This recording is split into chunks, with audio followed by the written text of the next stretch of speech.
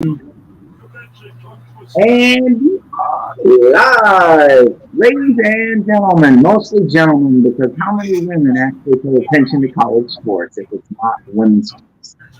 We are here, your best crew behind March, the young gun, Dave, the best in the world, is joined by my buddy, the biggest Golden Domer Homer I will ever know, Wendy. What's going on, everyone?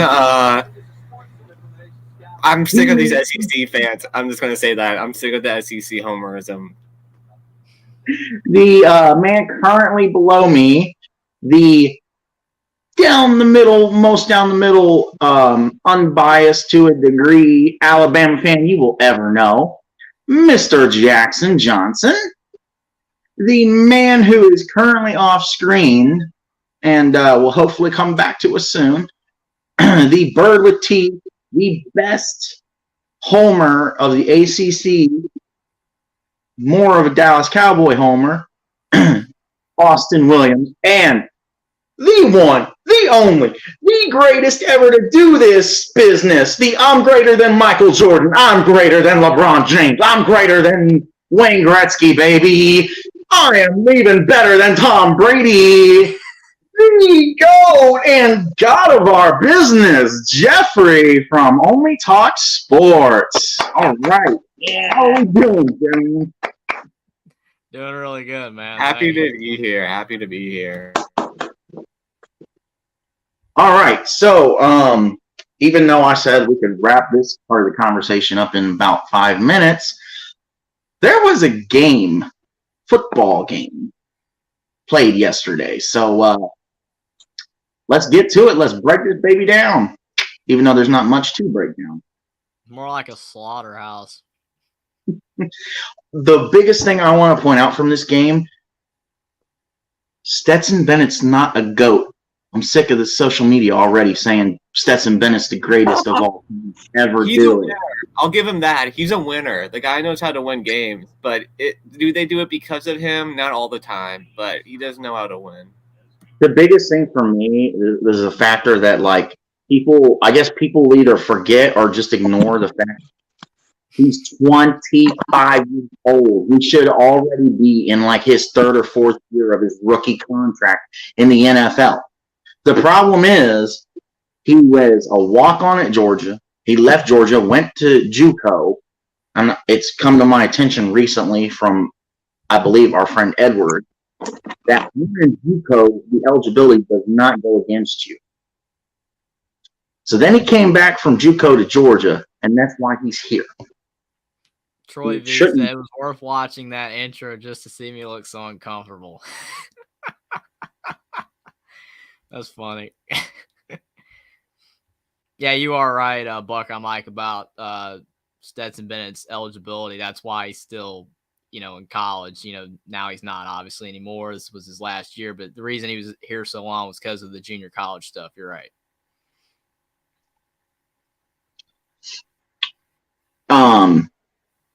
I think from an outward perspective, TCU was great. It was a great story. They had a wonderful year. It was awesome watching them. Even though most of the time, most of us picked against them because we were like, when's the other shoe going to drop, so to speak. I think it makes the Michigan win look bad for Michigan. I don't want to dig into this rabbit hole, but I'm trying to pick and choose like where we go for each topic for the game. But, I mean, really? You lost by 6. Then this team turned around and loses by 58. The crazy thing, I think we can all agree, because when it got to like 45-7, I was like, okay, is Georgia going to cover the over-under by themselves? The over-under was 64.5.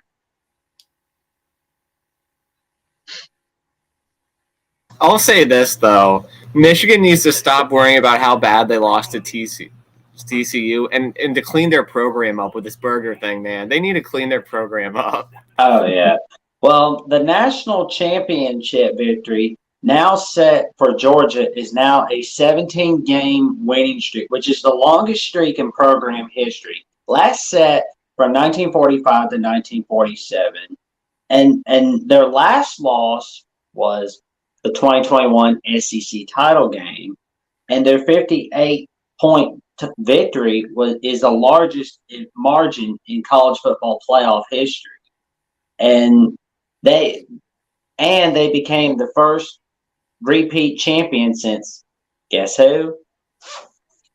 Alabama. Yep, 2011, 2012, the Alabama Crimson Tide. And guess who is part of that staff? Kirby Smart.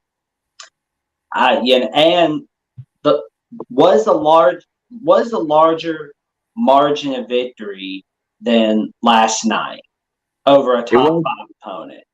Can you guess? What was there? Because last night, the 58-point win by Georgia, there's one game that has a larger margin of victory over a top 5 opponent, but it's 1 point higher over a top 5 opponent. Can anybody guess who it was? This is way before our time and way before our grandparents' time. I'll give you a hint. Then I don't know. Well, it involves your team, Will. Okay, I know the game. It was Army in the 40s, right? Yeah, what year? Okay, but half of the Notre Dame team from the year before was on Army because they were serving in the military. So that's just how it worked back then. Right. But it was in 1944. That team had a lot of our players on it. That Army team did. Right, and it was in 1944. Number 1 Army went up against number 5 Notre Dame, and Army won 59-0 against Notre Dame in that time. And with 65 points that Georgia scored last night, they are now tied for the most points a team has ever scored against as an AP top 5 opponent. And the 58 points are the most in BCS college football championship game history. So that was a big tanning. And sorry, US, but that record is now held by Georgia because it was USC by like 38 or something. That's what the graphic said last night. That 05 Orange Bowl. I will say about this game, to your point, Buck, I'm like how TCU was a great story. I kind of said it all year that, they were squeaking by. I mean, they barely beat SMU. They barely beat West Virginia. Those weren't very good teams. They were finding ways to win all season long, and it built up. And Sonny Dykes and Max Duggan, they led that team. They found ways to win. They won against Baylor on a field goal at the end. I mean, you miss that field goal, you don't win that. I mean, you found ways to win all year, and you beat Kansas State as well. That was when Kansas State wasn't playing as well, and Will Howard didn't have things figured out yet. Everything went their way. They play Michigan in the semifinals, and Michigan throws 2 pick sixes, and their defense isn't very good in the game. And then you go up against Georgia, and Georgia barely beat Missouri earlier in the season because they played poor. If Georgia played a bad game and TCU played their best game, they could have won maybe. But Georgia went out there and gave it their 110%. That was the best game Georgia's played all year. And that was the worst game TCU played all year. And that's what happened. The talent, all you had to do was look at the line of scrimmage. I mean, Georgia's offensive line was not allowing TCU's defensive lineman to even get near Bennett. Stetson Bennett had tons of time to throw. There was just no shot on that front. And then on the other side of the ball, Max Duggan was being pressured all game, and that's why he made mistakes.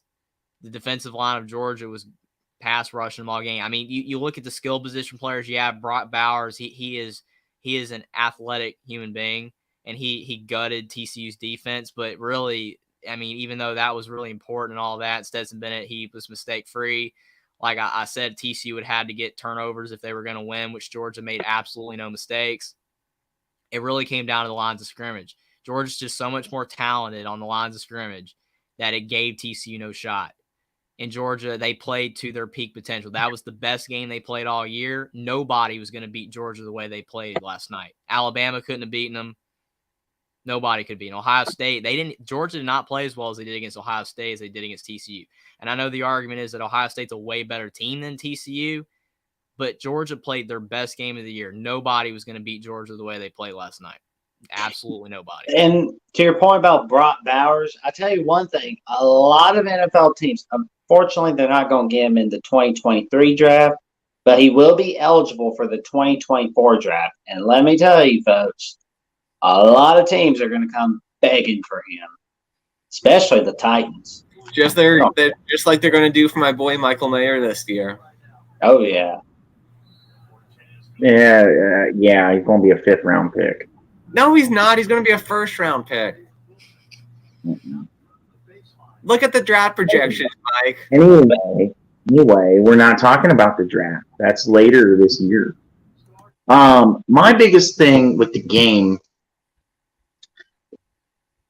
is the disrespect from Georgia to TCU. That last drive of the first half, there's no need to try to score a touchdown. You're obviously going to win the game.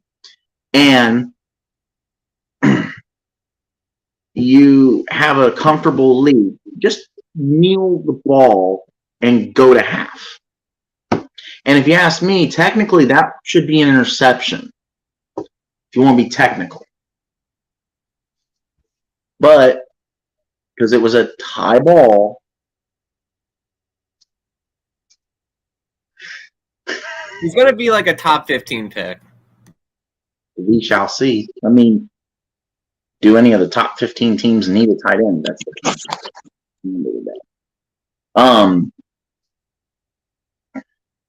it was a stupid decision because you got the ball to start the second half anyway. I didn't like it. I didn't care for it.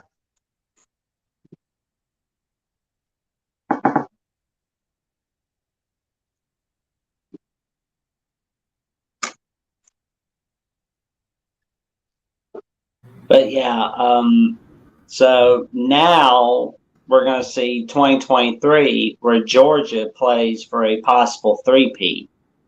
And who was the last team that had a 3-peat in all of college football?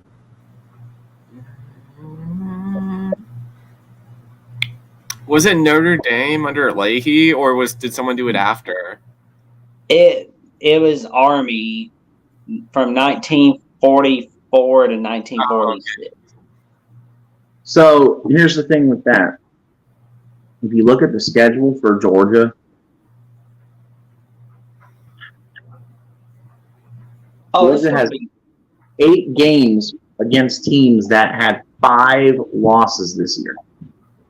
Well, and unfortunately, it's that guaranteed. Oklahoma game, that was going to happen, isn't going to happen because Commissioner Sankey said, "Okay, bro, we're not going to have this Georgia-Oklahoma game happening." So what happens? Georgia has to replace Oklahoma with a cupcake game, and then Oklahoma replaces Georgia with SMU, unfortunately.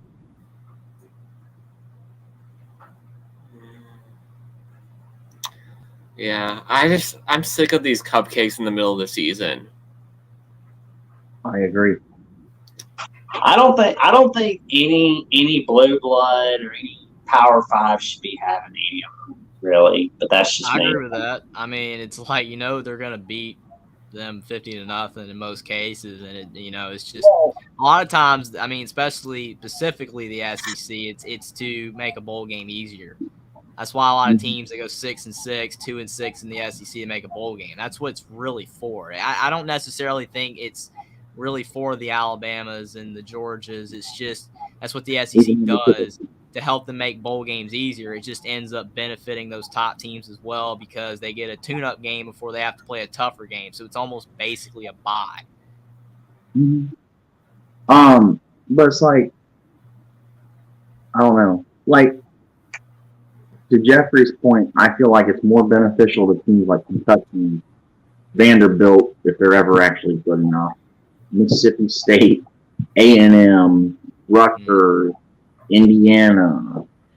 The cupcake games benefit the leagues that have the we always suck because we're crap. I mean, that's why you look at the Big Ten when they went to 9 games in conference. That less teams make a bowl game in the Big Ten than the SEC because you have to win an extra game in the conference. I mean, if you win all your non-conference games, you have to win 3 conference games. Instead, in the SEC, you only have to win 2. It's a lot easier to make a bowl game in the SEC, unless you're, just really bad and you can't. But, I mean, the Big Ten, they moved to 9 games because it's better matchups and, you're playing more conference games and it's more money. But it's also, it hurts come bowl season because fewer teams can make a bowl. And it's only about 1 or 2, but still, it does make a difference.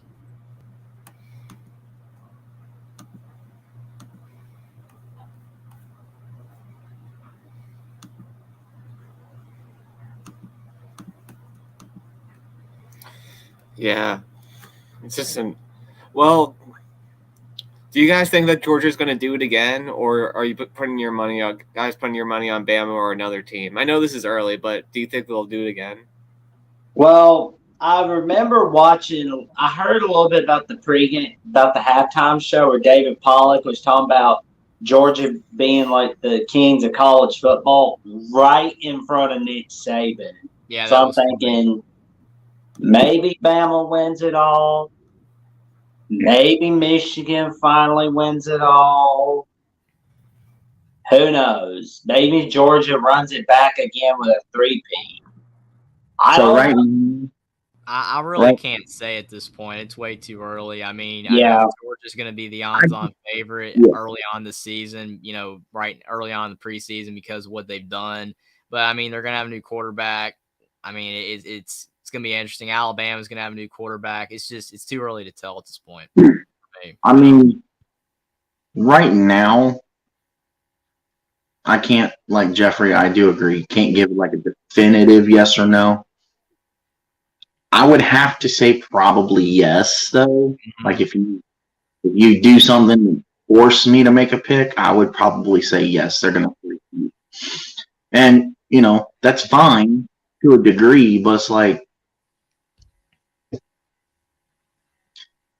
you wonder why people say they can't stand to watch the sport much anymore. Well, yeah, I literally said that last night when I was watching the game with my family. I was like, this is why people are frustrated with college football. I mean, you don't want to see the same teams win it or the same teams that are there. That's why everybody was rooting for TCU to win. And then they get beat 65-7. And then it's like, well, you want the game to be competitive. Well, who would have made that game competitive against Georgia? Ohio State, they proved they could be competitive. That game was already played. Alabama maybe would have made it competitive if Bryce Young played at his top performance. Who else? I mean, if Georgia played a bad game, sure, it could be competitive, but Georgia was not going to play a bad game in that championship game the way Kirby Smart had them prepared. So really, Ohio State, Alabama, and that's about it. I don't even think Michigan could have. The way Georgia played, I'm basing off the way Georgia played last night. I don't think Michigan could have. I don't think Clemson could have. I don't think Tennessee could have. It was really just 2 teams. Yeah, only Alabama maybe could have been competitive. Mm-hmm. I mean, Ohio State could have, obviously, because they were. I said Ohio State because they were in Alabama. There's no other team. And that's why, to your point, a lot of people are frustrated with the sport because people are yearning for USC, Miami, Nebraska, Texas, all these teams to, be good again so you can actually have competition for who wins it at the end.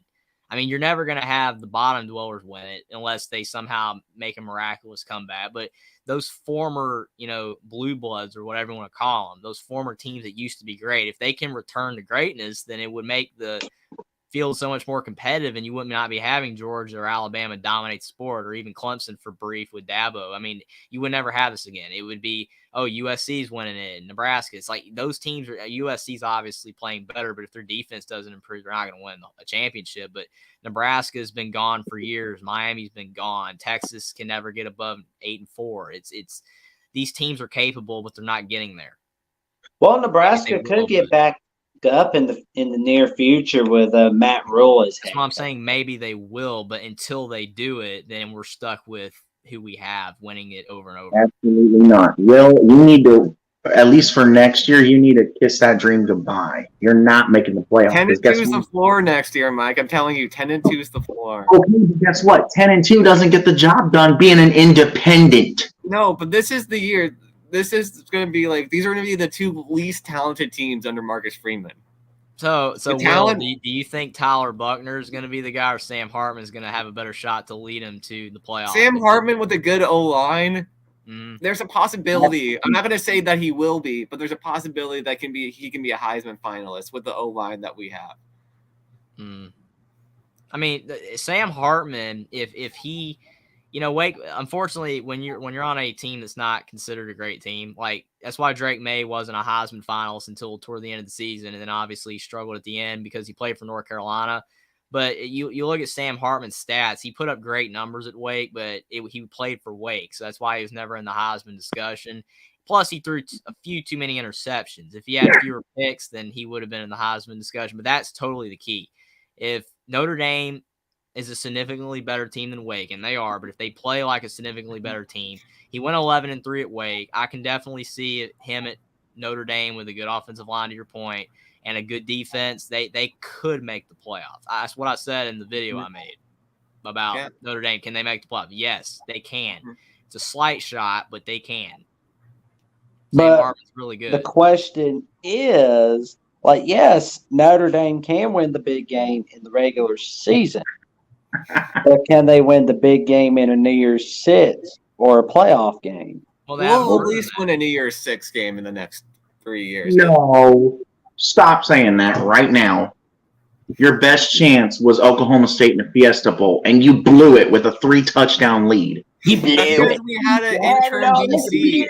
We had an interim DC that year. Mike Elston was our DC. Is nobody respecting Mike Gundy here? I mean, Gundy's good, but we had an interim DC. Our defense fell apart. We had an interim DC.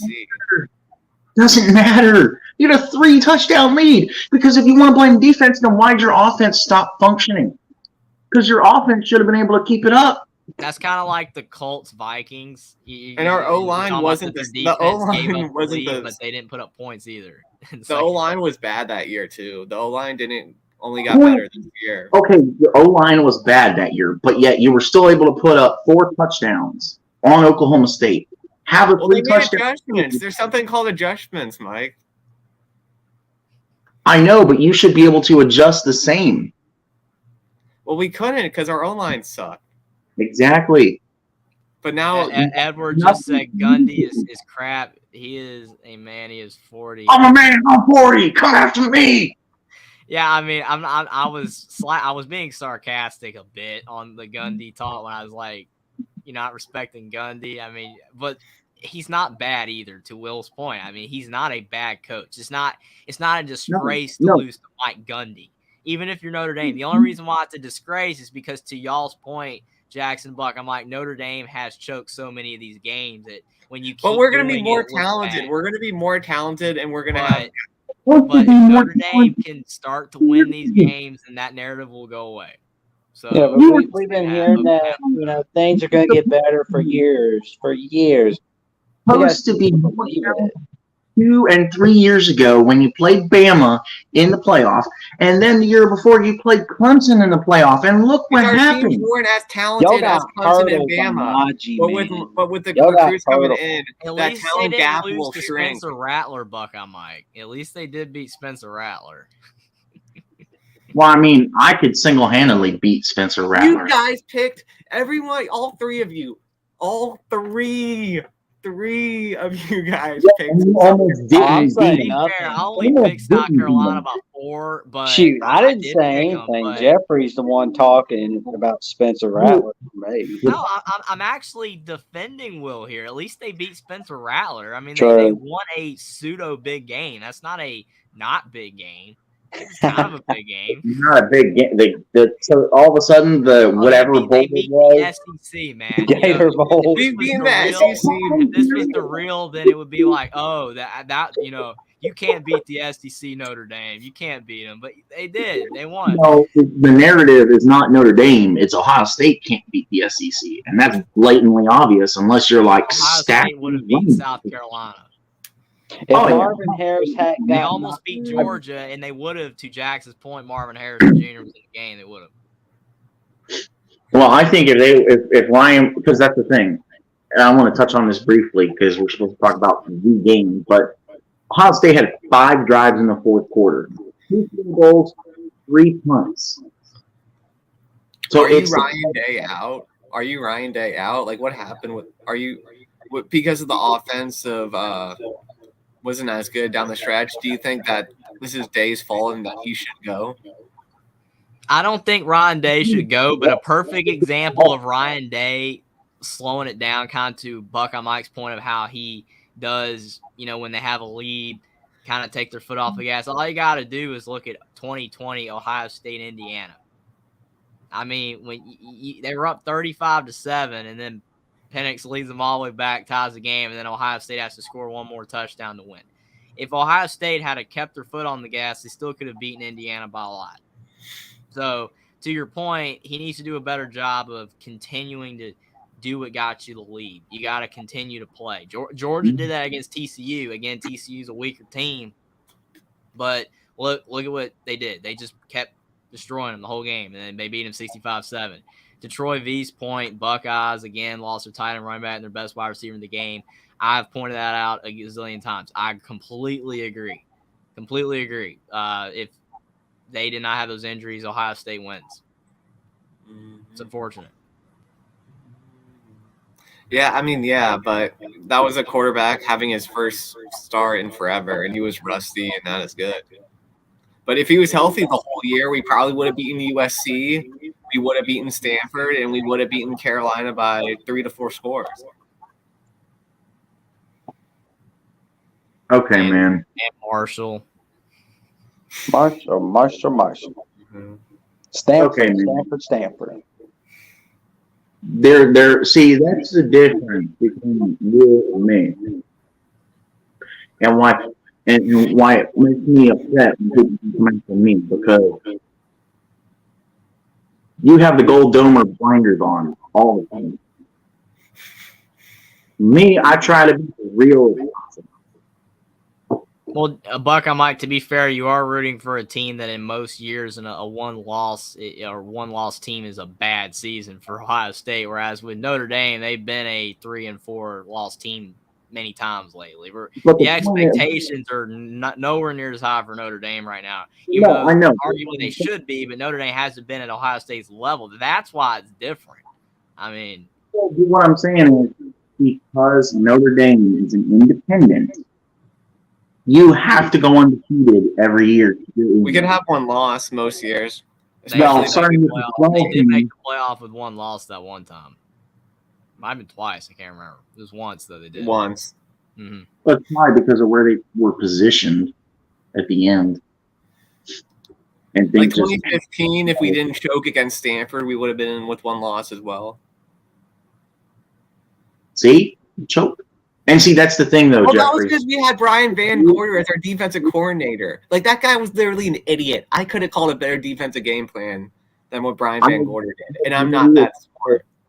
I agree with you as far as the rest of the fan base, and that's why it makes people come after me, even though I'm better of the fan base. Because like you said, most of the fan base, like, oh my God, 11-2, Rose Bowl champions. Screw you, Ryan Day. Get out of here. We don't want you. You can't win anything. Really? The dude's like 45-6. He's pretty close to Urban Meyer. The problem with having so much talent on a team like Ohio State or Alabama or Georgia is that you have to win so much or the fan base is upset because they know that you have all that talent. Look at Georgia. Before these last 2 years, does anybody remember Kirby Smart? Oh, he can't win the big game. He can't, all they talked about was that 2017 national championship loss to Alabama, where they were winning the whole time. And then how many times they choked the SEC championship game away to Alabama? They were winning like 3 or 4 years in a row where they had the lead in the second half and they lose. That's all he talks about. Kirby Smart can't win the big game. He's going to be fired in a couple of years.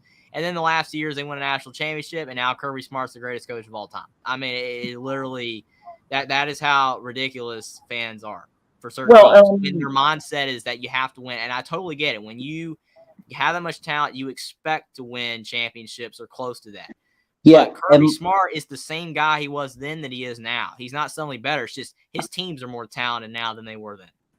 Exactly. More talent. And the Georgia fans that are watching this show, let me warn you, there's going to be a bunch of bandwagon fans following your trail. I should know because That was Bob Davey. That was literally Bob Davey, who's an idiot. Like matter still counts in the record book because of hint. We wouldn't see. Bama the thing man. is with Notre Dame, in like between the era between Lou Holtz and Brian Kelly, we never got the coach we wanted. When Bob Davey was getting the job, we wanted Gary Barnett. When Ty Willingham got the job, we wanted George O'Leary. When Charlie Weiss wanted the job, we got Urban Meyer. But we got our second choice coaches every time back then. So we were bad. Freaking Charlie Weiss was a decent coach. He coached the Patriots to a Super Bowl. Well, if we would have had Urban Meyer, we would have had more success. But he chose Florida instead of Notre Dame, which sucks. But it's just what's the lesson, kids? Do not hire Bill Belichick assistants. Yeah, and 2004 was with Ty Willingham. They both sucked.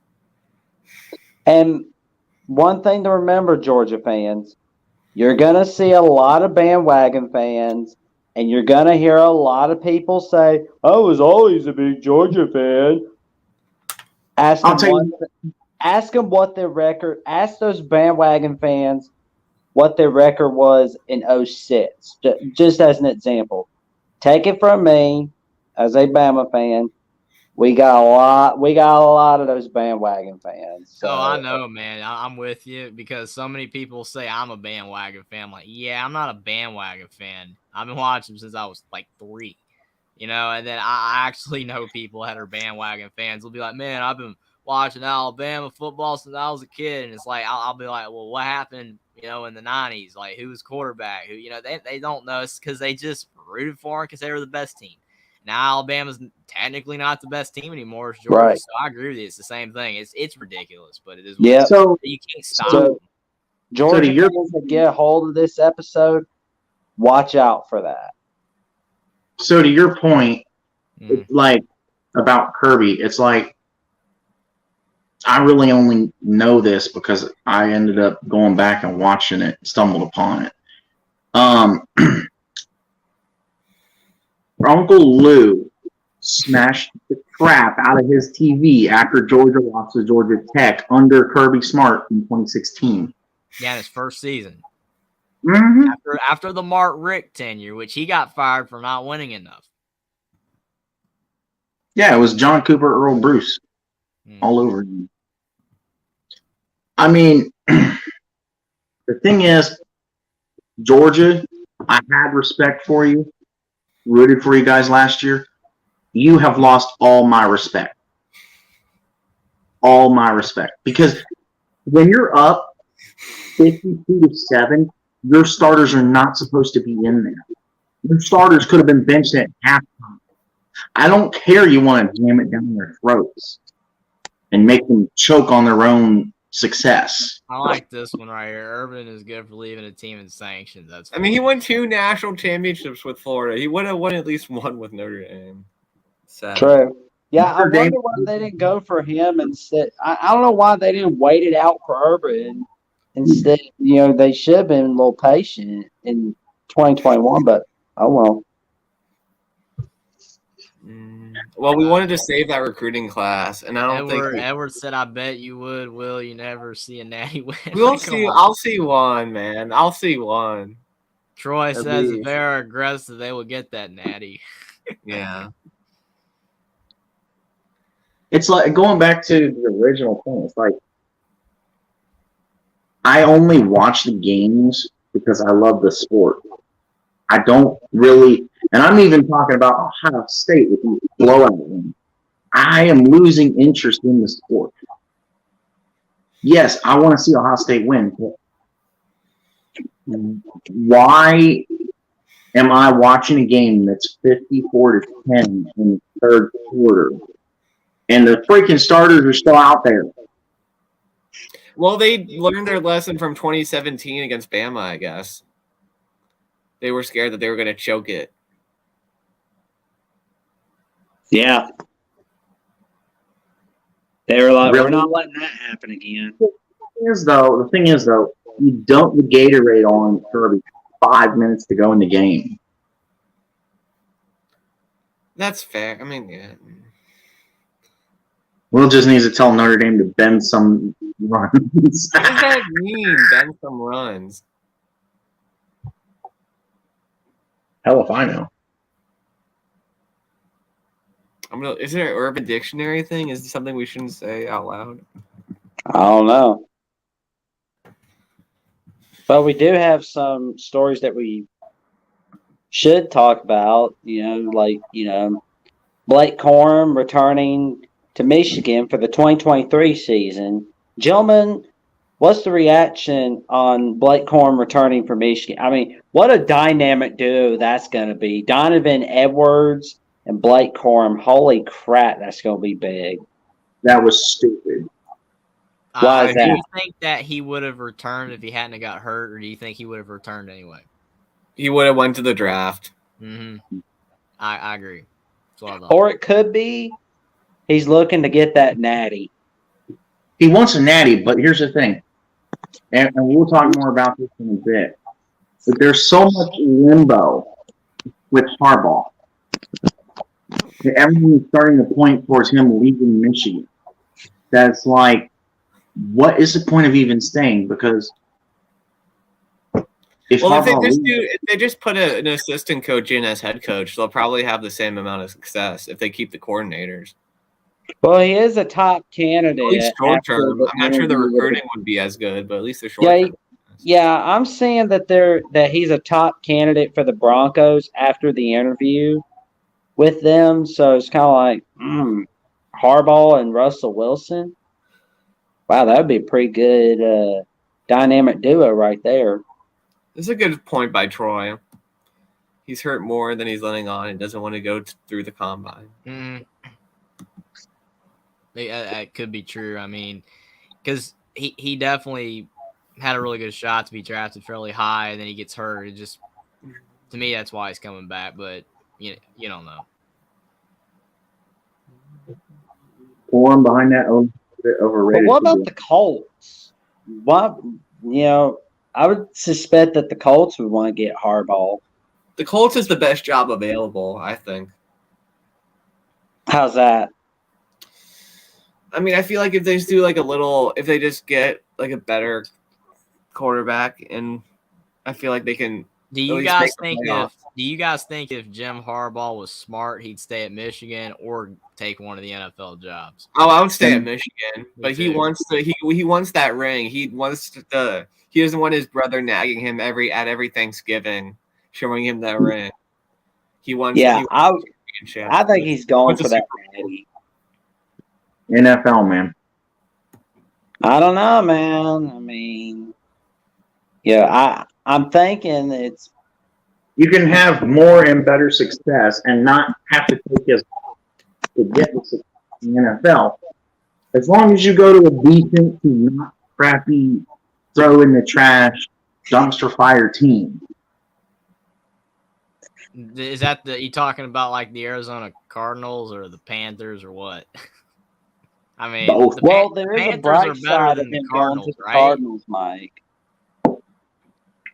Going up against his big rival, Pete Carroll, twice a year. Panthers And are he better gets than. revenge against the 49ers. What'd you say, Buckeye Mike? I said, just because you live in the state, yes, the Panthers are better than the Cardinals. Well, I mean, come on, man. I mean, they're on the TV every week. You got to turn something on, man, on Sundays. I mean, I think they're a little better. I mean, they did go 7-10 this past season. I mean, 7-10, it wasn't bad. Sam Darnold went 6-5. I mean, or 5-6, something like that as a starter. It wasn't completely awful. I mean, who knows?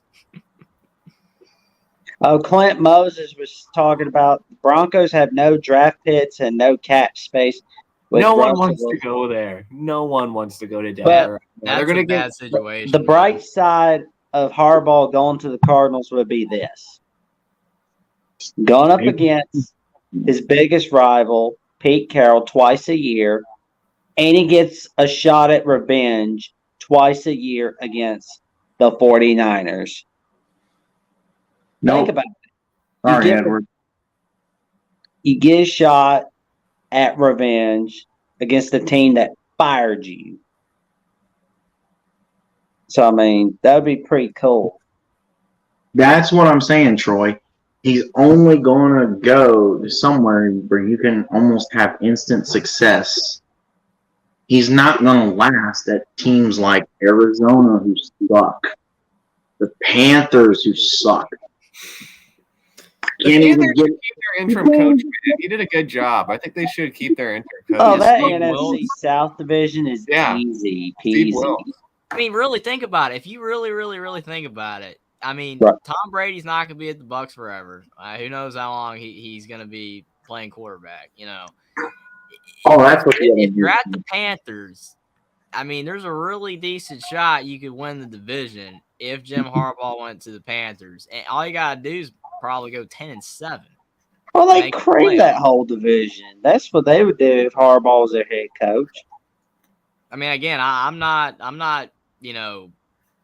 full blown like that really matters either way. It's just it would be kind of cool to see the Panthers a little bit better. I mean, I don't think they're a complete lost cause like some teams are. I mean, they're not completely awful. Right. I mean, I'm not saying they are or aren't realistically. I'm just saying, like, it's got to be somewhere you could have instant success. Otherwise, because here's the thing, he's playing little tipsy bitsy with this crap. Yeah, and Michigan, it's kind of a little frustrating because I mean, if you're a Michigan fan, you just want to find out whether he's leaving or staying. You don't like the drawn out, the "oh, is he going?" I mean, like with Deion Sanders, it was kind of funny because I mean, even though for the few Jackson State fans out there, I mean, it was frustrating that he was more likely going to leave and where was he going to go. But that was kind of funny watching him. Is he going to go to Cincinnati, Colorado, Georgia Tech, Auburn, all those schools? But yeah, Colts and Panthers are the best. But with Jim Harbaugh for Michigan fans, it's just awful because I mean they just want to know whether he's coming or staying, or staying or leaving or whatever. So. Edward, that's why if Michigan was here, you'd be able to better see it. But our background is Jim Harbaugh in a Colts coaching uniform. Oh, Clint Moses is asking. Panthers, though. It's something else we're going to asking. You should have photoshopped the Panthers, man. Well, I didn't think about it. I'm kidding. Oh, Edward is saying Cards division is way hard to win. Well, it may get a little easier, if Sean McVay does leave the Rams. Because, I mean, think about it. No cap space. Not enough draft picks in LA. And Seahawks, they seem to be doing okay, but I agree with your point, Troy. As a Buckeye fan, I kind of enjoy the Harbaugh circus of will or won't he league, grab some pop, enjoy the freak show. I completely agree. That's why I said as a Michigan, not me, but as a Michigan fan, a person in the third person, a Michigan fan would be upset. But to your point, as a Buckeye fan, yeah, I mean that's the greatest thing in the world, man. I mean, either way, it doesn't really matter to me. He's either gonna leave or stay in Michigan. It doesn't really matter to me either way. It's funny to me that, like, as a Buckeye fan and having Michigan fan family members. It's funny to me when I'm like, well, Harbaugh is about 90%, 95% out the door. And they come back with, no, he's not. He already tried that. He said he wasn't going to do that anymore. Right? And then, it's like coming off, okay. He said he isn't guaranteeing he's going to beat him, but he most likely, with a bunch of confidence, believes he'll be there. And then you hear the reports coming out of, if he's offered a good enough offer, then he'll take it. Which Moses says Kingsbury back to college. I'm hearing he's going to be the offensive coordinator at Alabama. I'm hearing he's a leading candidate for that job. Well, there's a Cliff is going to stay in the NFL. Head coaching coaching jobs are looking at him an offensive coordinator. That's funny right there. Yeah, and there's a possibility that he stays in the NFL as the Patriots offensive coordinator, but we don't really know for sure yet. To Edwards' point, he said head coaching jobs are looking at. I wouldn't see why any of the available jobs would take him. I mean, I could see him as an offensive coordinator, but I mean, you saw what he did at the Cardinals. The defenses were terrible.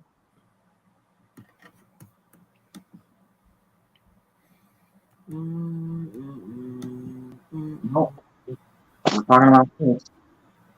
Cliff Kingsbury just sucks all together and just needs to leave football. Enough said. He can coach offense, but he shouldn't be the. I'm fine with. I want him. I would take him in Washington, honestly, as offensive coordinator. This was one of the topics we were going to bring up, Mike. To be fair, I'm just pointing. I know right now.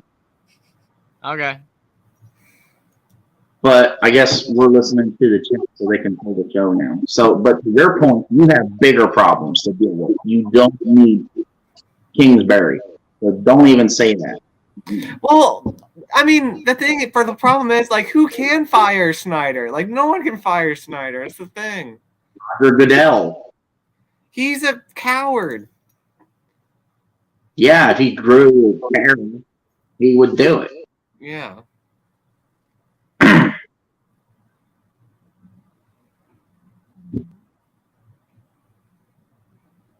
I'm going to calmly respond to this and say no. Because I don't want to seem like the crazy one anymore. Actually, he's already made it home. He's already been to the national championship. Yes, he's already been to the national championship before Jim Harbaugh even got there. So, I mean, man, that's a lot of dirt if you're born on third base. Good Lord. Well, that's what Harbaugh said. Harbaugh's just an idiot. A moron. I don't know what he meant. I don't know what it meant, but I don't know if he was literally. Well, I know it doesn't literally mean he was born on third base. All he's talking about is, man, Michigan copped out and used COVID to not play the game in 2020 because they were scared of us. Ryan, when he found out about that information, Ryan said, okay, we're just going to hang 100 on you next year. They didn't, obviously. I think 100 was too big of a comment. Plus, you can't be Mr. Know-It-All and know that there was going to be that snowstorm in Ann Arbor. But when they beat them, after they beat them last year, Harbaugh on the post game said he's a guy who was born on third base, meaning it was easy for him to end up with the record he has because of what he had as talent. So,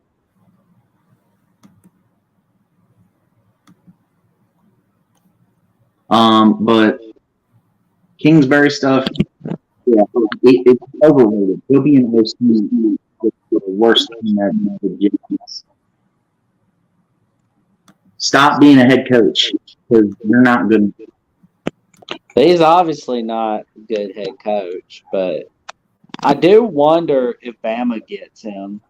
But that means Bill O'Brien goes back. Well, Bama community wants Bill O'Brien gone. Oh, we all do. I mean, unless if you're an Auburn fan, they're like, Or hey, maybe we Tennessee. can actually win because they still have Bill O'Brien.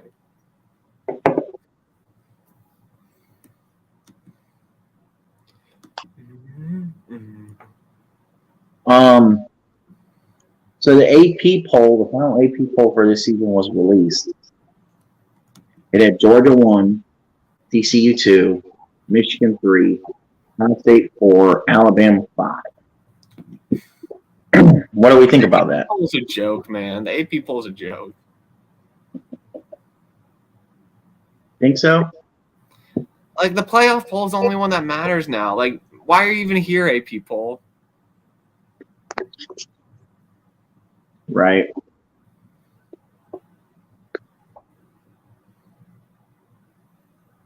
But, it is a nice touch that Mississippi State's number 20. So, Mm-hmm. Well, I mean, they should be. They're 9-4, and they're an SEC team. I mean, they're going to be ranked. yeah. And, respect to the Pirate. So there you go. But, yeah, are we ready yet to talk about some Blake Corum and some Cam Rising and some other returnees for 2023? Mm-hmm. TCU's still going to be in the. I mean, sorry, not TCU. Utah is still going to be in the mix in the Pac-12 with Cam Rising. Like, I don't think they're one of the favorites, but they can definitely upset some teams next year with Cam back. Yeah, that Pac-12 is stacked. It is stacked. I mean, there's not really any great teams. I mean, USC isn't going to be a great team until they get rid of the Grinch. Yeah, they made an announcement today that the Grinch is returning for 2023, which basically means he's on shaky ground for half of the season. Mm-hmm. Yeah.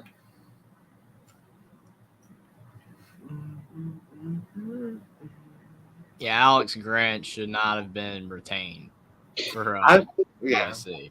I mean, But yeah, their defense was terrible, and you aren't going to change it. So, I mean, again, USC needs to be content winning 9, 10, 11 games because they're not going to be able to win the whole thing with that defense. It's just not going to happen. I mean, they're just going to stay what a typical Lincoln Riley team is. Mm-hmm. Yep. And so, when I heard this hire with Lincoln and Riley, I said this was not going to be a good hire. Mm-hmm. He was right.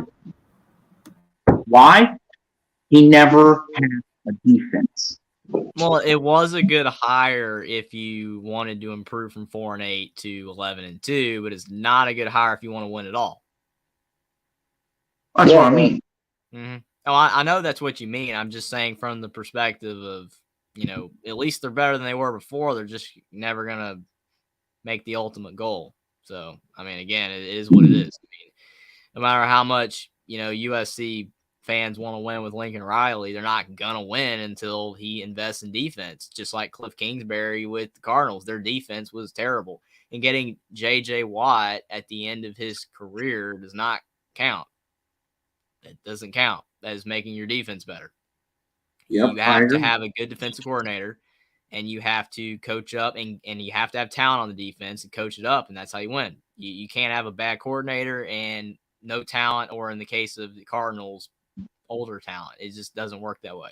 Okay, well, here's the thing. To Clint's stupid point is, if that's the case, then why does it still stink in Los Angeles, huh? People want to live in Los Angeles. They love Los Angeles. So if you want to use that defense, it kind of falls apart when you see he's at USC in Los Angeles, California, where people want to live. Well, it has to be a joke because if you're using that argument, then nobody would be going to play offense for Oklahoma either. Yeah, it's a joke. I mean, it has to be. It doesn't make any sense. I mean, the Oklahoma would be like Kansas football pre this year where they're actually competent, where you're going 1-11 if no one wants to be there.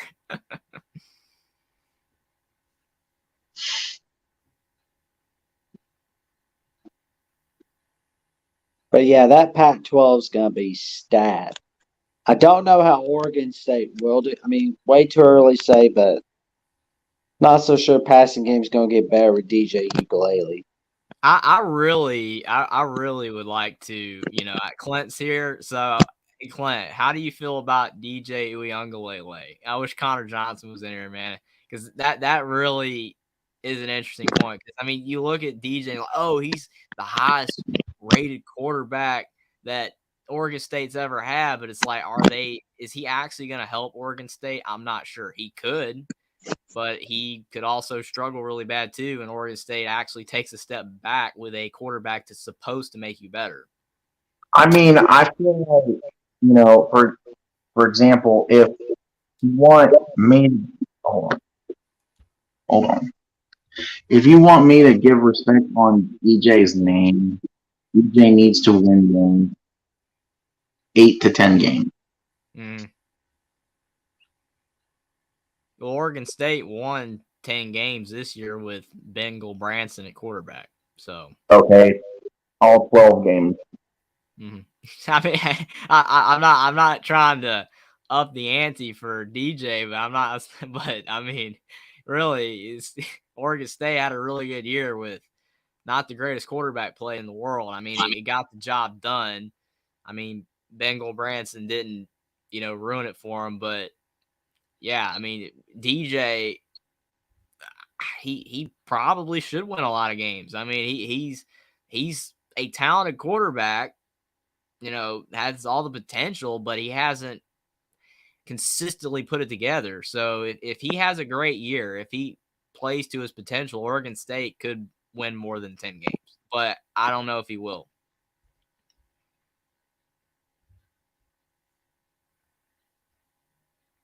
Yeah, I mean, it can't be. I think DJ will do well. I just don't know if he's gonna win the Pac-12, but I do think that he'll have a good year, and I do think that Oregon State will be better. But I know the whole Pac-12 is gonna be good. So yeah, you're gonna have USC with returning Heisman Trophy winner Caleb Williams. You're gonna have Michael Penix returning at Washington. Bo Nix in Oregon coming back. You're running it back. The two-time defending conference champ Utah, but this time they have a tough non-conference schedule. Start things off, and Colorado, they're gonna be way better than they were this year with Coach Primetime. So it's going to be pretty fun watching Colorado as well. But Blake Corum returning to Michigan, I mean, that's going to be really big in 2023. And I do think in a way it does help them. I mean, yeah, they didn't necessarily need him against Ohio State this year. But I tell you what, though, Blake Corum and Donovan Edwards, I mean, that's going to be a beautiful dynamic duo to look forward to in 2023. The key for Michigan is J.J. McCarthy. I mean, literally, if Michigan wants to win a title, he has to not make mistakes. Stetson Bennett, to everyone's credit to him or discredit, however side of the spectrum you look at it, the fact he's on the best team in college football, he didn't make mistakes in either game against Ohio State or TCU. He played perfect. He didn't make any mistakes. Michigan beats TCU if J.J. McCarthy does not throw the 2 pick sixes. If Michigan's going to have a shot, Blake Corum and Donovan Edwards, they're going to run all over the Big Ten. They're going to run all over the Big Ten, and they're going to win all their games that are against teams that are worse than them, more than likely. But when it matters, when they get to the big games, whether it's playing Ohio State again or whether if they make the playoff and whoever they play in the playoffs, if they're going to win, it's going to be J.J. McCarthy. He's going to have to play better. And their defense has to be a bit better as well. I mean, you still gave up a lot of points to TCU, even though the 2 pick sixes. So their defense has to get better, and J.J. McCarthy cannot make mistakes in big games. Also, And- Michigan and Well- they every time they have like high expectations going into the season. Here's the thing. To your point, Jeffrey, whoever the coach is, whether it's Harbaugh or it's possibly Mike Hart, whoever the head coach is going into next year, tell McCarthy to shut the bleep up. Just tell him to shut up and do not run his mouth at all. Tell him to stay quiet. Because guess what? Lake Corum promised they'd be back this year. They came back. They lost again. J.J. McCarthy said, we'll be back next year. Well, if you keep running your mouth, you're going to keep losing in the games you're not supposed to lose. So shut up. You're basically comparing it to Texas with the we're back, and everything, Yeah. I guess. Shut up and prove it first. How about you say that after you win one game in the playoff? Shut up. And to Edward's point, I can't remember where it is in the chat. He can't throw. I've been saying that, but people want to attack me. He cannot throw. Oh, yeah, he can throw the ball to a wide-open guy. Good job. I could throw that deep of a bomb to somebody wide open the way the receivers is wide open. Because they just burn everybody. They're like Ohio State's receivers. They burn everybody. And that's a joke, Clint. Wisconsin and Nebraska are not yet.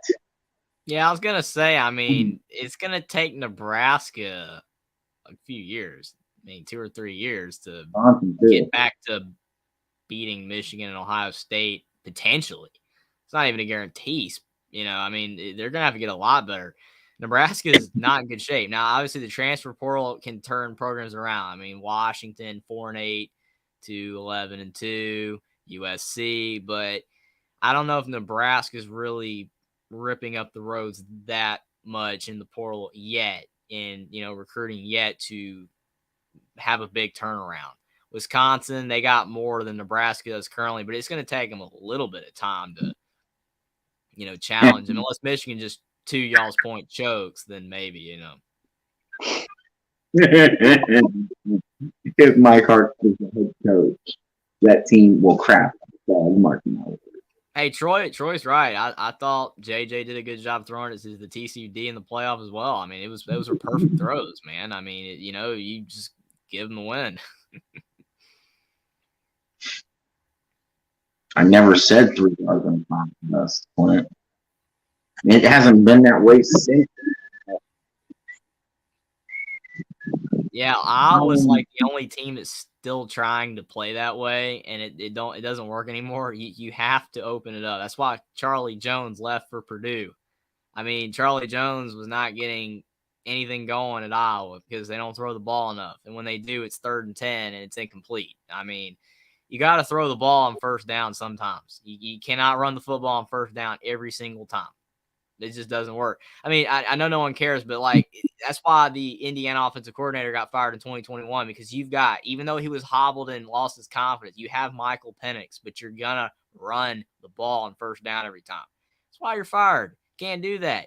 You have to throw the ball on first down sometimes. If they know you're going to run the ball every first down, they're going to stop it. So, again, you have to throw the ball on different downs. You have to mix things up, or you're never going to win in 2023.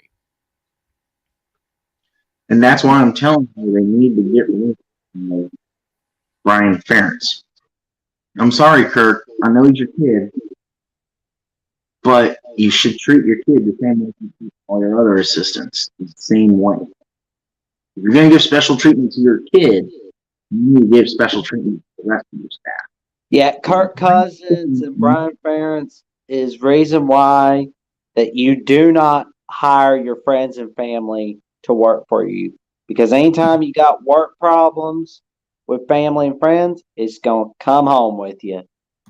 You can make them your GA, but don't make them like your defensive coordinator or offensive coordinator or even wide receiver coach. Technically, those were touchdowns. For the other team. Oh. Uh-oh. Uh-oh. It's not good. Let's act normal for now, and hopefully he comes back soon. But yeah, it's but yeah.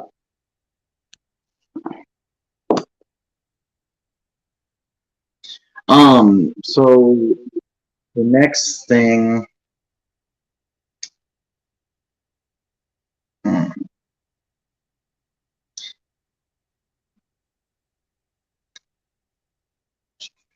The next thing would be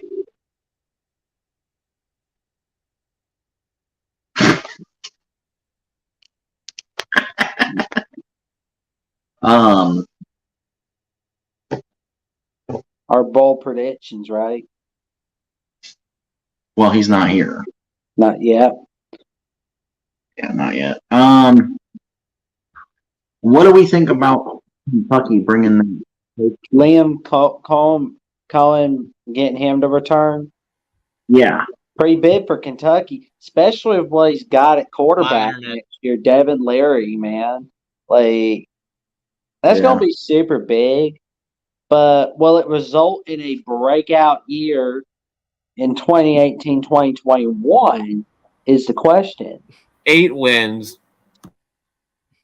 yeah, it's going to be an average, normal Kentucky year. I'd love to see what DeReal thinks because DeReal was probably like, "Oh my God, Devin Leary and this dude, we're gonna win the SEC."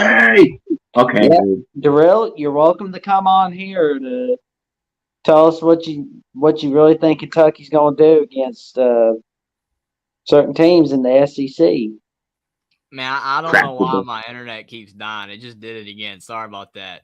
That's okay. I might just have to keep my camera off so I won't freeze in action anymore. But yeah, with Kentucky and all that, man. I mean, the real is hilarious, man. I mean, he's awesome.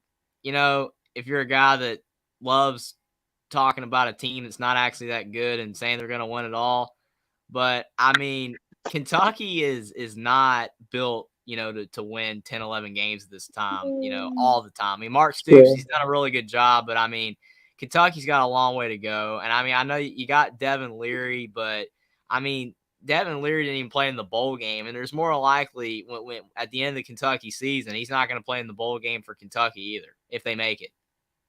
But also, to Troy B's question, does Kentucky have a football team? Does Kentucky even have a basketball team right now? Good Lord. That is accurate. They just lost to South Carolina at home. Their first home loss in 28 games. I have no idea. I mean, I mean, Calipari, again, I know we're for football here, but just real quick, Calipari, he wins when he's got talent everywhere. You know, and they don't have as much of it, and he's struggling. It's just the way it is. I mean, you got to have talent for some of these coaches to win. I mean, to your point, we're currently a football. Yeah, I know. We're going to get back to this particular live stream is just football, but I just threw that out. Right, and I guess I can say this because it kind of wraps things around, but I think Calipari is getting the karma he deserves. We're saying in the comments he said in the offseason about the football team, saying that Kentucky's a basketball school. Well, let's see. Kentucky just made their what? Bowl game in a row? Something crazy for Kentucky like that? Yeah, when's the last time they made it to the Final Four? Oh, right, 2015. And you just got bounced in the first round by St. Peter's. And you just lost to a team that lost to Tennessee by 43 points. And to Edward's point down there, every coach needs talent, to be honest. Yes, but Jay Wright won 2 national titles with a lot less talent than Calipari's had in his career. You know who was the best team? You have to have good players, but if you're a great coach, you win with less talent. Mike Bray needs to go, man. Mike Bray needs to be fired. The best player, in my opinion, who are you gonna get to replace Mike Bray? Will someone's better. We need some assistant. I don't know. Someone's got to be better. Like Dad Mata. Yeah, that's just kind of like, no, that's not That much would of be an answer. interesting hire, honestly.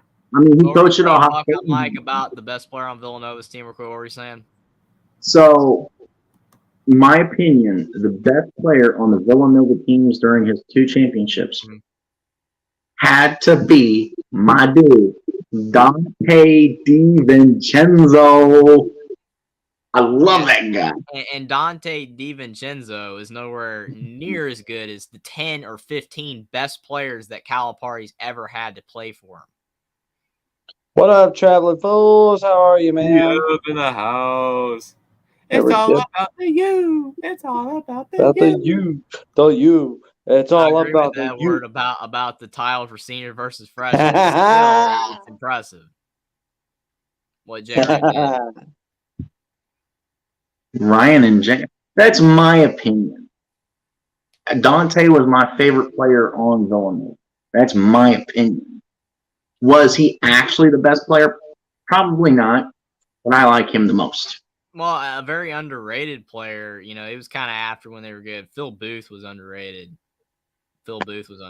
Ryan I'll tell you- Archidiakono was a. I'll tell you one team who seems to have disappeared since their Final Four run. No, I'm not talking about them. I'm talking about who they played. Georgetown has basically disappeared since we beat them in the Final Four. I grew up going to Georgetown games, man. Like I went to a ton of Georgetown games. They always choked in the tournament, but they're fun and they're cheap. The tickets were pretty cheap. I'm sure they're pretty cheap now Oh yeah.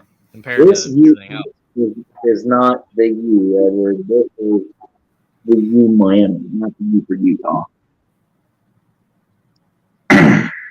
Oh, that's the okay. Never mind. This is Utah. This is okay.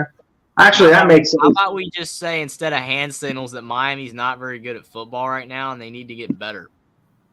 Miami sucks at basketball too.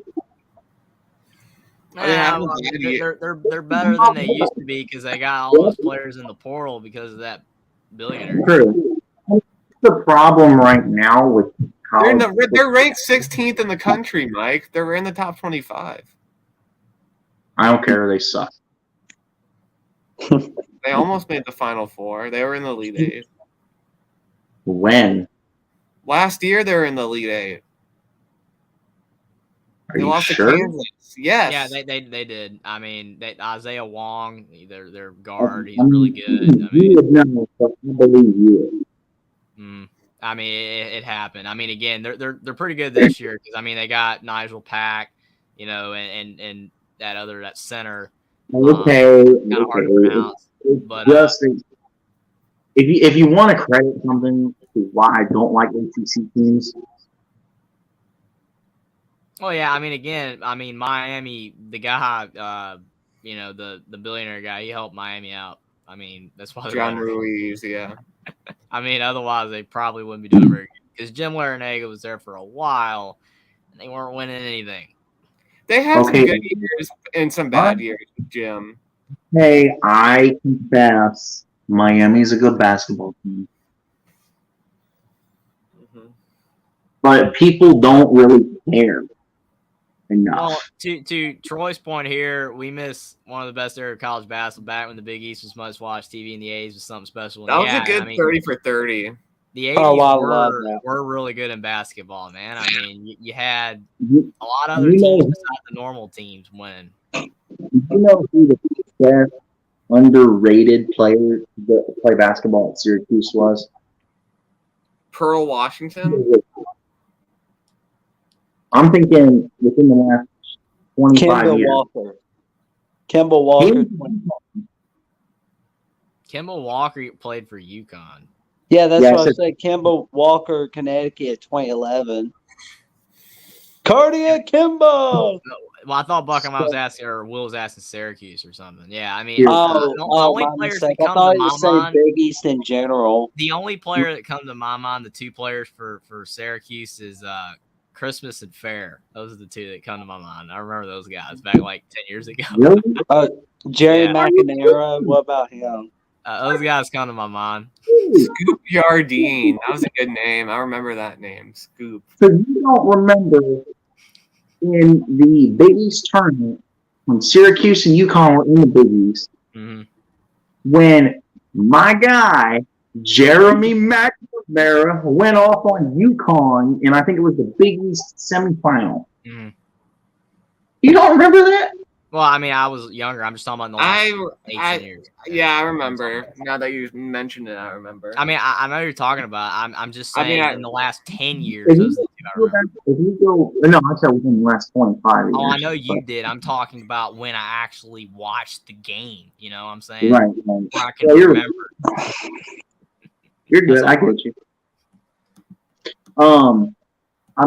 To your point, this is basically our last football show. Talking about current games anyway. Yeah. So, we're basically a basketball team now. Yeah. We can talk about some recruiting, but that's probably going to be it. Yep. It's summer, man. Where do we begin? It's not Michael even Carter spring Williams yet. was a dog. So here. He was good. Oh, yeah. Well, I said underrated. No way to me was not an underrated. Oh yeah, player. obviously, Carmel. But yeah, I mean, CJ Fair. I mean, well, he's I remember those days, man, when Otto Porter was going up against Michael Carter Williams. Those were fun days to watch Big East basketball. So, with the championship game in Houston this year, who do we think is going to currently, because I know I don't want to completely spoil the later show, but if we had to right now pick the Final Four, who's going to make it to Houston right now? It's early, but if I had to say Kansas, Yes. definitely Kansas. Mm-hmm. I don't think anybody can really definitively pick Purdue. They've never been to one. They always choke every time they're good. Who just lost to Rutgers Yeah. and beat an Ohio State team that should have beat them. I watched the game. That they should have won. Arizona is fluky. I mean, they have moments where they look national title good, and then they lose to Washington State at home and at Utah. So I don't know. I don't think Arizona is going to be able to do it. Clint So just I said think- North Carolina, Kansas, Houston, Purdue. Again, Purdue. North Carolina is not very good right now. They aren't playing good basketball, but they could turn it around. I will say, I'll go Kansas. Let's see who's going to be the Cinderellas. Kansas. So I'll go Kansas, Houston.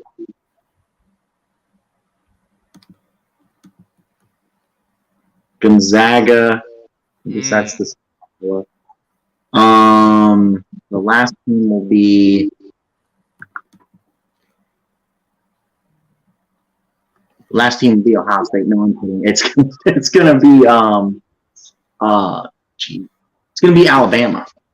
I'm gonna say that's a good one. That's a good one. I could see Alabama. I mean, you kind of feel maybe they'll possibly choke too, but it's possible.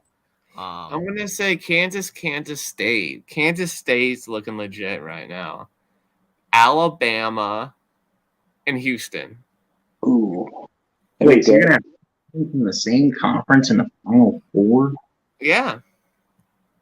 I mean, again, it doesn't really. Whatever. It doesn't really matter right now. UCLA and the Final UCLA Four. could make it. They could make I mean, it. it's not impossible this year. I mean, it's not impossible, but Never- I don't know, man. It's really tough to pick because I mean the problem with the tournament anyway is that the chokeability factor. I mean that's why a team like Purdue you can't pick them because I mean they choke. I mean for the longest time, I mean when Duke was really good, they're not as good right now. When Duke was better when Coach K like 10 years ago, they would always choke. It seemed a lot of the time. It's hard to pick them.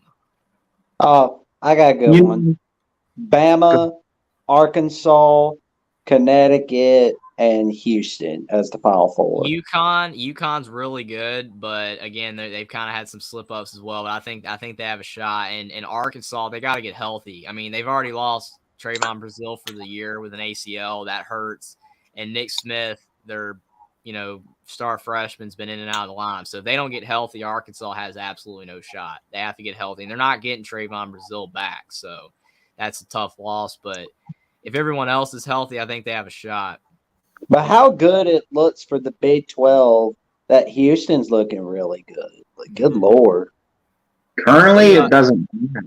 To Clint Moses' point, Big Ten basketball hasn't won a title in over 20 years. Don't watch them. The problem with Big Ten basketball, because I unfortunately do watch Big Ten basketball, the problem with Big Ten basketball is that the refereeing is not great in the league. I mean, it's not good everywhere, but in the Big Ten especially, it is bad.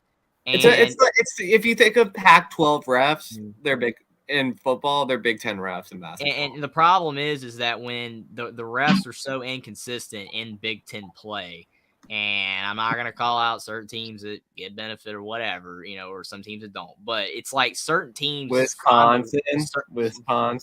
Okay, Will sang it for me here. I wasn't going to, but Will gets it obviously. And then they make the tournament, and what happens to the Badgers? They get blown out because they're like, oh, they won the Big Ten, or they finished second in the Big Ten. They're a great team, but then they make the tournament, and then they lose. That's what happens every year, and that's why the Big Ten will never win anything, because the refs are bad,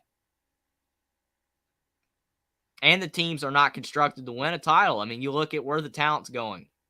It's going to the Big 12. It's going to the SEC. Is going to the ACC. Why? Because none of the players want to play in the Big Ten. Yep. And I don't blame him, because I wouldn't want to play in it either. It's just a mean league, man. You get beat up. I mean, I literally only watch Ohio State. I'm not really a Ohio State basketball fan per se. I don't really care for Big Ten basketball in Ohio State.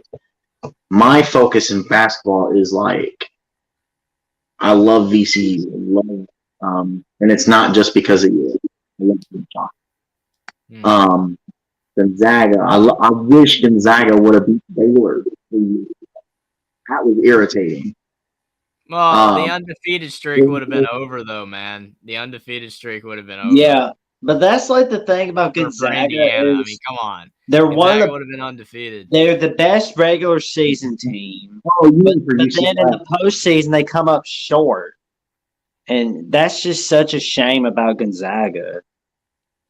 I know. The 07 team? Wasn't that the 07 team? Yeah. And if it wasn't Florida in the title game, we would have won. Didn't Florida win it in 07? Yeah, over us.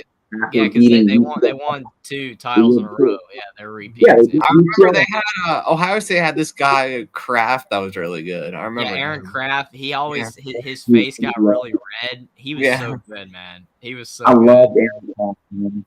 I didn't like when he played Indiana, obviously, but besides that, I rooted for him hard, man. He was so good. I mean, Yeah, Ohio State basketball is not bad, man. No. Florida didn't play in the back years. They played on, well, what you're talking about, because it was funny because Florida beat Ohio State for the BCS National Championship in January. Then you turn around, Florida beats the living crap out of Ohio State in basketball in the national championship. In the same. Look at this comment from Troy. I only paid attention to the tourney when Loyola was in because I love the underdog. Other than that, I gave up on basketball when Jordan retired from the Bulls. That was a long time ago. For VCU, Nova, George Mason, Loyola, Gonzaga. St. Peter's almost did it. Well, I do. Yeah. Florida Gulf Coast went to the Sweet 16 in 2013 with Andy Enfield. Yeah, and then that was such a good Georgetown team. I'm like, are they finally going to get back to the Final Four for the first time since 2008? Lost to Florida Gulf Coast. Never been the program's never recovered from that. Is it the same way with Kentucky here? I don't know. I don't know. Yeah, I wonder if we're going to see John Calipari go to ESPN pretty soon. So Well, I he's want. been reported for the Texas job. I don't know. I don't think that's going to happen, but we'll see.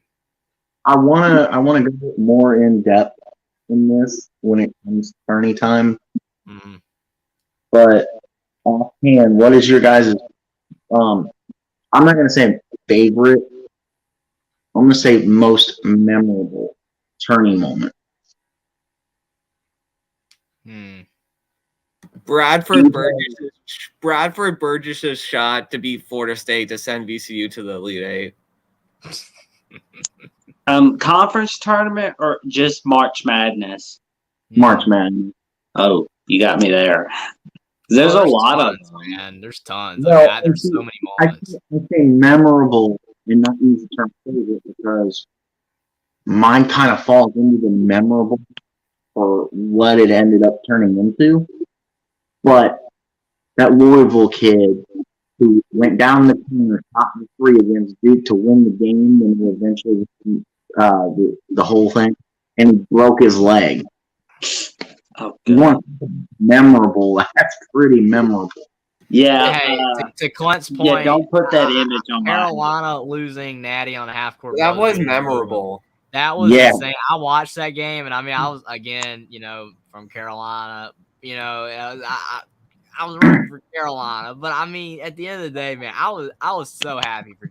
Jay Wright was one of my favorite coaches on the Final Four run with Loyola Chicago. That's always going to be memorable to me, and that's my favorite turning moment of all time. That Loyola Chicago Final Four team. Maybe you guys are too young to remember this, but I guess I was too technically. I just watched this stuff religiously. That's the key, man. I don't have the time, man. 2005, when Michigan State upset Kentucky at the Texas basketball arena where Texas played. And it was, I think Kentucky took the last shot. It would have counted as a three, but the dude's foot was on the line that much. So they said it was a 2. And Kentucky lost by like 1 or 2 points. Yeah, Christian Leitner's shot at the buzzer against Kentucky 92 is one of the best moments in the tourney. I didn't like Duke. That was amazing. I mean, I know no one really cares. And again, they're horrible for the last 20 years, but Indiana beat Duke in the 0-2 Final Four. I mean, that was well for you. That was kind of crazy. Speaking of Indiana, I think for you it would be because I don't think you guys won that game actually.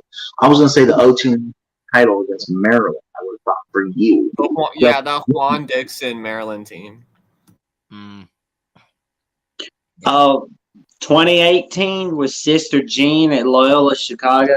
That is memorable, and that's my favorite turning moment of all time. I mean, that's probably my favorite tournament ever. Clint says anytime Duke loses, and then he said Kemba Walker's crazy turning around. Oh, yeah. I was going to say also that 2011 party at Kemba, baby. I was so young, man, and I'm like watching this Kemba Walker guy. I'm like, man, he's beating everybody. I was so young. It's like 7, man. Yeah, that's when I was watching Georgetown's Final Four run. That was when they beat UNC. I was so happy. This is what I'm talking about. You want these teams back, man. Georgetown, Indiana. I mean, come on. You get back to being Final Four good. Syracuse. It's insane. As random as it is, it would be nice to see someone like Illinois make another Final Four championship. And they had their time with Kofi Coburn, and they couldn't get it done. I mean, here's the thing.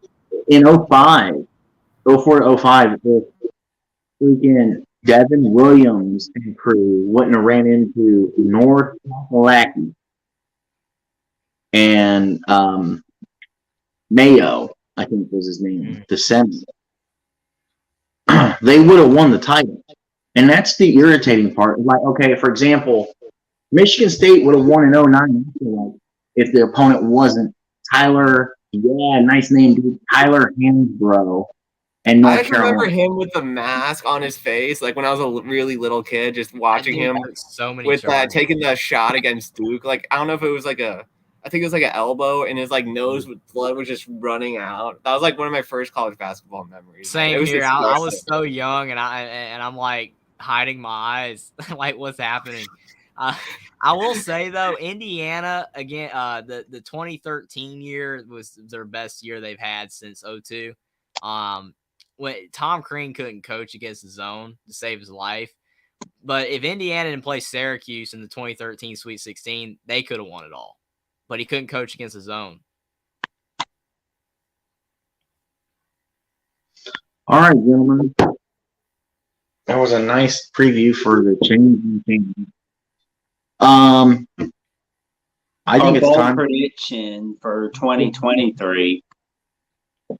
Go ahead, Will. Prediction for who wins the NCAA tournament? For 2023 football season. 2023 season. Wait, who I think? Wait, football or basketball? Sorry, I keep getting confused. It's a bold prediction for next football season. Texas A&M, 10 wins. Jeffrey?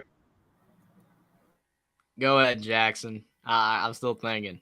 Yeah, one question. Is there a limit? No. Okay, so Miami turns it around. I think for right now, Miami turns it around, wins the Coastal 2023. But here's a bigger one. Texas San Antonio wins the AAC in their first year and then gets to New Year's Six Bowl, and they might win their NY Six Bowl. I mean, again, I don't know if these are bold predictions. Again, I mean, it's just tough. Bold prediction number one: Indiana can make a bowl game. That's not, because whatever. It's just, I mean, Tom Allen's doing decent in the portal. They improved, went 4-8. They can make a bowl game, maybe. Washington can win the Pac-12. I don't know if that's a bold prediction or not. I'm not banking on it, but it's possible with Penix. They can win the Pac-12. I don't know if there's any more. I mean, a really bold one would be TCU to make the playoff again, but that's not more likely going to happen. But you never know. You guys got any more bold predictions? I mean, I first two I was commit more than the last one. I was just kind of throwing that last one out there. I'm not saying TCU's gonna make it back, but those first two, possible. Well, I know this. I'll know more when it gets to the summer. That's it. I know what I'm gonna do today. All right. So my bold predictions are Colorado runs through the Pac-12 and finishes second in the conference. They're going 4-8. Oh man! Louisville finishes inside the top 20, and Notre Dame goes 0-12. Have a good night, guys.